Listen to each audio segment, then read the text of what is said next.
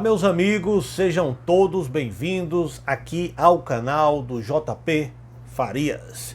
E hoje nós vamos aqui fazer um estudo, fazer uma análise sobre os homicídios no Brasil. Pois é, saiu uma matéria muito preocupante para você que é brasileiro, para nós que fazemos parte da América Latina. Essa matéria, ela é do dia 8 de dezembro de 2023 e ela é baseada em uma estatística das Organizações das Nações Unidas, da ONU. E o que é que diz essa matéria? Diz assim: Brasil lidera ranking de homicídios no mundo, mostra estudo da ONU. Pois é, isso é muito preocupante. O Brasil se tornou o país número 1 no mundo a matar mais pessoas. Olha, você sabe que no Brasil nós temos 210 milhões de habitantes aproximadamente. Nós não somos um país tão populoso. Nós perdemos para a China, que é mais de 1 bilhão de habitantes, aproximadamente 1 bilhão e 300 milhões. E agora a Índia, recentemente, ultrapassou a China em mais de 1 bilhão e 400 milhões de habitantes. Então, nós não somos um país tão populoso, mas nós estamos liderando o ranking de homicídios no mundo. Vamos ver aqui essa matéria da ONU, o que ela diz. Olha, diz assim: o Brasil registrou 47.722 assassinatos em um ano, gente. Em um ano. Certo? Isso representa 10,4% do total mundial. Vejam só. E diz mais aqui essa matéria. Diz assim: em homicídios per capita está na 11ª posição, com 22,38 mortes a cada 100 mil habitantes. A estatística per capita é aquela estatística por 100 mil habitantes.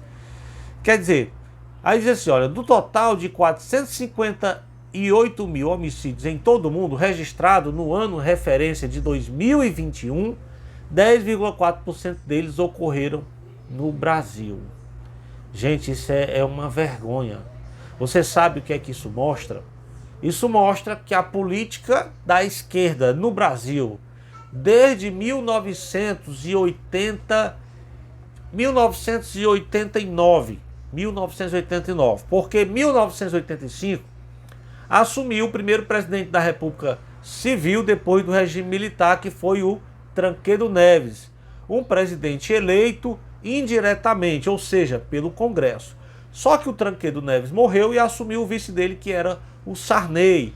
Depois nós tivemos eleições diretas em 89 e elegeu-se o Collor de Mello. Depois dele, ele renunciou para não ser empichado.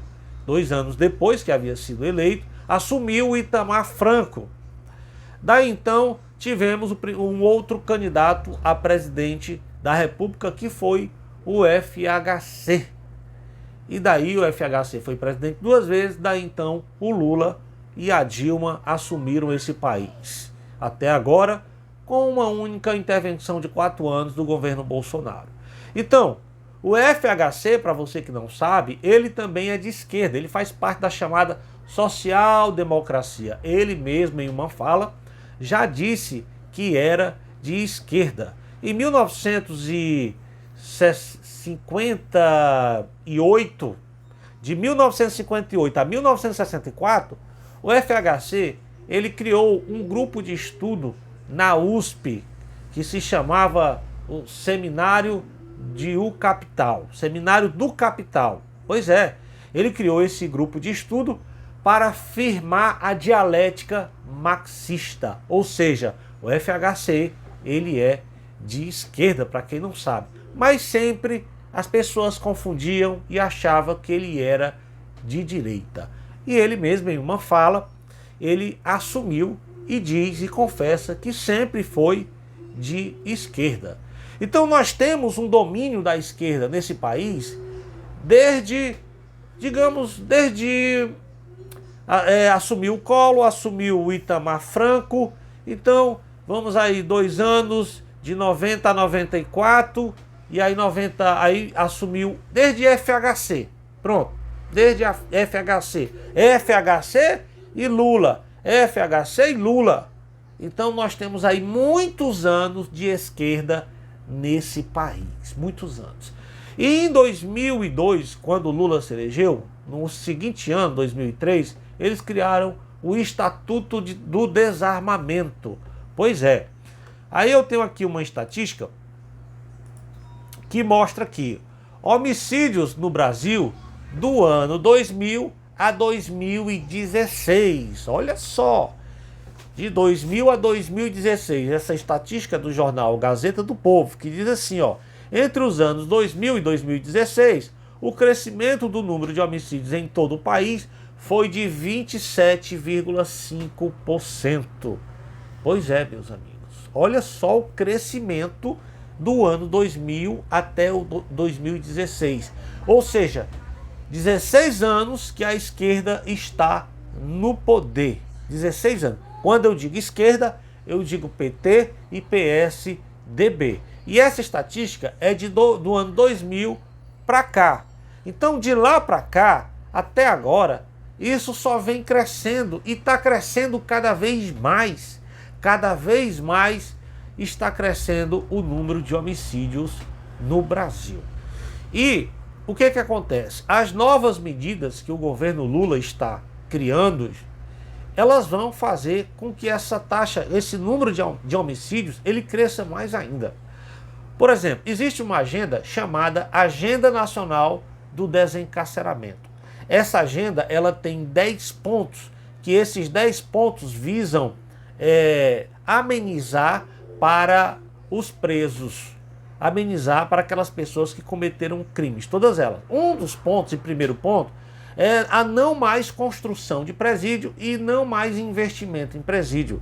E também a não privatização de presídios. Então, assim, esse é um dos pontos. Outro ponto é a descriminalização das drogas. Está nessa agenda nacional do desencarceramento. Então, eu quero perguntar o que você acha. O que você acha dessa agenda nacional do desencarceramento? Era bastante conhecida já. E é engraçado, né? Ó, eu prestei atenção agora, gente. Essa agenda, ela é da CNBB. CNBB, Confederação Nacional dos Bispos do Brasil. Meu Deus do céu, eu não tinha atentado nisso ainda. Olha só, Pastoral Carcerária. Ela pertence à Confederação Nacional dos Bispos. E você sabe que essa agenda tem 10 pontos. Eu vou ler aqui rapidinho para vocês os 10 pontos. Vamos ver se eu encontro aqui os 10 pontos dessa agenda. Agenda Nacional pelo Desencarceramento. Tá aqui, achei os 10 pontos, olha. Suspensão de qualquer verba voltada para a construção de novas unidades prisionais ou de internação. Esse é o primeiro ponto. Exigência de redução massiva da população prisional e das violências produzidas pela prisão. Ou seja, eles querem diminuir a população carcerária, ou seja, desencarcerar mais gente. Alterações legislativas para a máxima limitação da aplicação de prisões preventivas. Ou seja, vão alterar a legislação para que as pessoas, ao cometerem crimes, elas não sejam encarceradas. Elas sejam tomadas outras medidas, como, por exemplo, tornozeleira eletrônica, que já acontece, prisão domiciliar, dessa forma. A quarta, contra a criminalização do uso do comércio de droga, ou seja, não vão descriminalizar as drogas. Aqui ele fala drogas e ele não cita que é só a maconha. Ele é contra a criminalização do uso do comércio de drogas. Ele não diz qual é a droga, ou seja, todas. redução máxima do sistema penal e retomada da autonomia comunitária para a resolução não violenta de conflitos. Vai reduzir o sistema penitenciário. Ampliação das garantias da LEP, que é lei, essa LEP, lei, não sei dizer o que é essa LEP. Aí diz aqui, ainda no âmbito da LEP, diz assim, abertura do cárcere e criação de mecanismo de controle popular. Abertura do cárcere, para abrir. Proibição de privatização de sistema prisional, que eu já falei. Prevenção e combate à tortura. Desmilitarização das polícias e da sociedade. Gente, o que vai acontecer com esse país? Pois algumas dessas medidas já estão sendo colocadas em prática, como por exemplo a descriminalização da Eva, né? Para mim aqui não dizer o nome, para o vídeo não ser censurado. Então, nós temos a questão quando a pessoa ela é presa, o indivíduo ele é preso, ele tem a chamada audiência de custódia, e aí ele é liberado, mandado para casa ou com a tornozeleira ou sem tornozeleira para responder em liberdade. Isso está se ampliando, isso está crescendo cada vez mais no Brasil, certo? Além do Brasil ser o primeiro no ranking de homicídios no mundo, a América Latina é o continente mais violento do mundo, pessoal. Mais violento. Você sabe que essa notícia aqui do Gazeta do Povo diz que os estados do Nordeste são aqueles que são mais afetados pelo esse índice de homicídios. Aonde é que a esquerda governou por anos? No Nordeste. Pois é. Aonde é que a esquerda também governou por anos? Na América Latina. Isso. Porque o Lula, em 1990, ele fez um projeto aqui no Brasil chamado Foro de São Paulo. Lula com Fidel Castro. Ele organizou as esquerdas da América Latina em um projeto que copiou a União Soviética, que tomou ali o leste europeu, aqueles países do leste europeu. De forma diferente, ele uniu essas esquerdas da América Latina e fazia congresso, fazia reuniões com atas, com documentação.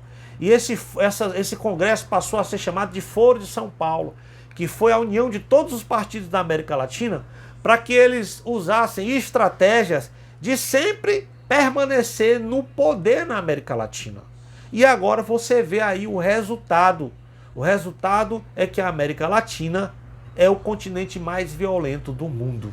Aí você vê a ação do comunismo, daquelas pessoas que têm uma ideologia socialista, uma ideologia do comunismo. Não é o comunismo antigo, aquele comunismo de Karl Marx, utópico, que as pessoas dizem que não existe lugar nenhum. Não. O comunismo foi aperfeiçoado, ele foi modificado, ele vestiu uma capa. Ele vestiu uma capa e essa capa se chama democracia. Pois é uma carapaça. Como Raul Castro, Raul Castro é o irmão de Fidel Castro. Ele disse em uma entrevista, uma jornalista norte-americana, acredito eu que foi em 1977, ele disse o seguinte: a nossa democracia é diferente da de vocês. Pois é. E essa democracia que é falada no Brasil, que é a chamada democracia relativa. E aí, esse é o saldo negativo. Quase 50 mil homicídios em um ano no Brasil. Isso 2021. Você pode dizer, mas não era o Bolsonaro que era presidente? Sim, claro. Mas as políticas adotadas foram políticas, como diz aqui essa estatística, do ano de 2000 para 2016. Foram essas estatísticas aqui que durante todos esses anos a esquerda esteve no poder no Brasil e nada fez para conter essa violência. E essa violência se alastrou pelo Brasil, se alastrou pela América Latina e todos nós estamos pagando um alto preço. Porque todo dia você abre o jornal, na sua TV, no noticiário local e você só vê tragédia, tragédia atrás de tragédia. E ao invés deles adotarem políticas para essas pessoas ficarem presas, eles querem soltar. Pesquisa aí, Agenda Nacional do Desencarceramento, da CNBB. Pois é, aí CNBB, não é? CNBB, Confederação Nacional dos Bispos do Brasil. É uma pena o povo brasileiro estar nessa situação. Não só o povo brasileiro, mas o povo da América Latina. Muita violência. Muita violência. Então, o Foro de São Paulo foi criado em 1990 por Lula e Fidel Castro. 1990.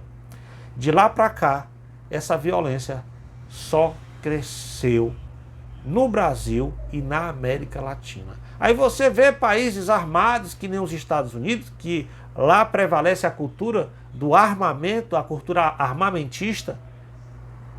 Nós estamos na frente dos Estados Unidos em número de homicídios. Então, tudo uma farsa. Dizer que as armas na mão da população de bem criaria algo ruim, algo o que criou a esquerda. A esquerda fez o Estatuto de Desarmamento de 2003 e está aí o resultado. Esse é o resultado do desarmamento que a esquerda fez em 2003. Eu me lembro, de lá para cá as pessoas trocavam uma arma que tinha e recebiam um dinheirinho. Era, gente, olha, isso mesmo. E está aí o resultado. O resultado é essa tragédia que hoje nós vivemos no Brasil e na América Latina. Eu queria pedir a você, que você já ficou até aqui, compartilhe esse vídeo, faz um comentário e curte. E me segue aí. Tá bom, pessoal? Gente, muito obrigado a todos vocês. Também estamos lá no TikTok como canal do JP Farias. Vai lá e segue a gente e compartilhe esse vídeo aí para que mais pessoas abram os olhos e não sejam enganadas por esse trabalho que a esquerda vem realizando no Brasil, na América Latina e até no mundo. Fiquem todos com Deus. Até